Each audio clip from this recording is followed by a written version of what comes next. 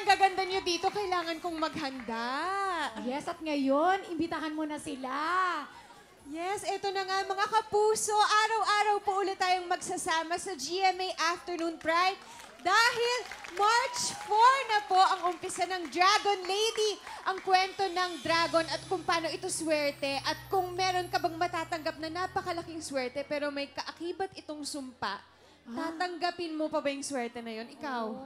Oo, parang magdadalawang isip yata. Diba? ako. Oo, parang swerte ka, pero may kapalit. Yes, Yung pala yung mukhang maganda to, aabangan to ng lahat. Yes, mysterious to dahil may sikreto, may sumpa at may swerte. At bukod pa dun, bigatin talaga ang cast nito. Ay, Ang sino-sino ba kasama mo dyan? first time niya sa Afternoon Prime. Isa sa mga talagang pinakamahusay, pinakagwapo na leading man ng kapuso, Ooh. Mr. Tom Rodriguez. Wow.